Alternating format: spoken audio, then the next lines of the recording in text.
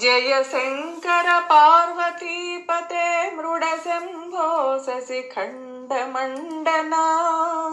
मदनान्तक भक्तवत्सल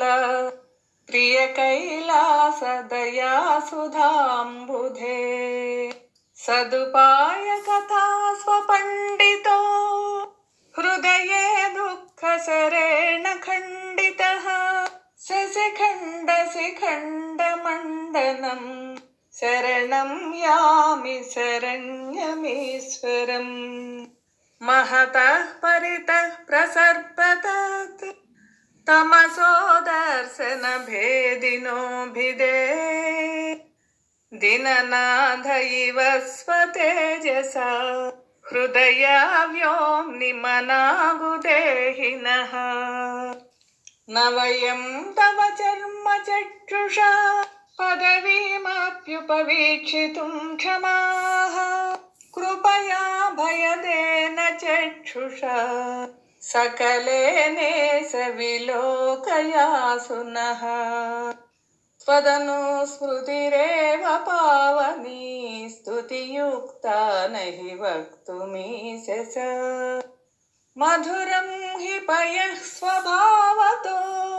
ननु कीदृक्सितशर्करान्वितम्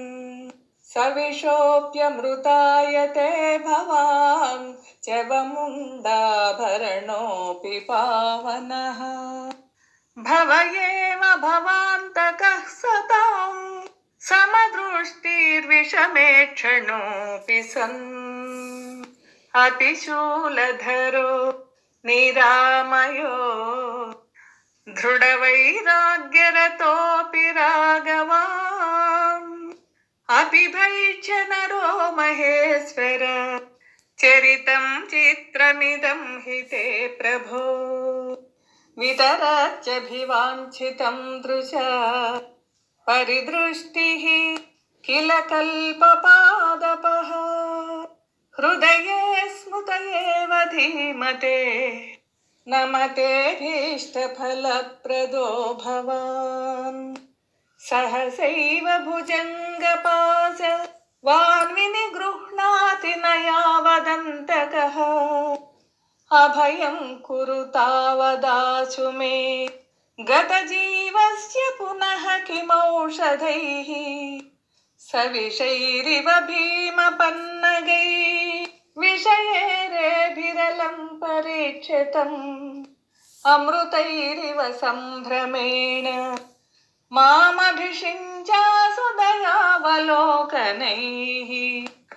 मुनयो बहवोऽद्यतन्यताम् गमिता स्वाभिमताद्दर्शिनः करुणाकरयेन तेन मामवसन्नं ननु पश्य चक्षुषा प्रणमाम्य दयामि चापरं शरणं कम् कृपणाभयप्रदम् विरहीव विभो प्रियामयं परिपश्यामि भवन्मयं जगत् बहवो भवतानुकम्पिताः किमिति जाननमानुकम्पके ददता किमु मन्दराचलं परमाणुः कमटेन दुद्धरः अशुचिं यदि मानुमन्यसे किमिदं मूत्रिकपालदामते उत साक्ष्यमसाधु सङ्गिनम् विषलक्ष्म्यासि न किं द्विजिह्वधृक् क्वदृशं विदधामि किं करोम्यनुतिष्ठामि कथं भयाकुलः क्वनु तिष्ठसि रक्ष रक्ष मामयि शम्भो शरणागतोऽस्मि ते विलुठाम्यवनौ किमाकुलः किमु रोहन्मि शिरच्छिनद्मि वा किमु रोदिमिरारटीमि किं कृपणमां नयदीक्षसे प्रभो शिव सर्वग सर्वसर्मद प्रणतो देवदयां कुरुष्व मे नम ईश्वरनाथ दिक्पते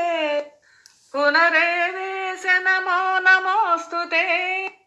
శరణం తరుణేందుశేఖరः శరణం మే గిరిరాజకన్యకా శరణం పునరేవ తావుభౌ శరణం నాన్యదుపైమి దైవతం ఉపమన్యుకృతం స్తవోత్తమం జపతః శంభు సమీపవర్తినః అభివాంఛిత భాగ్య సంపద పరమాయుః ప్రదదాతి శంకరః ఉపమన్యుకృతం స్తవోత్తమం ప్రజపేద్యస్తు శివస్య సన్నిధౌ శివలోకమవాప్యసో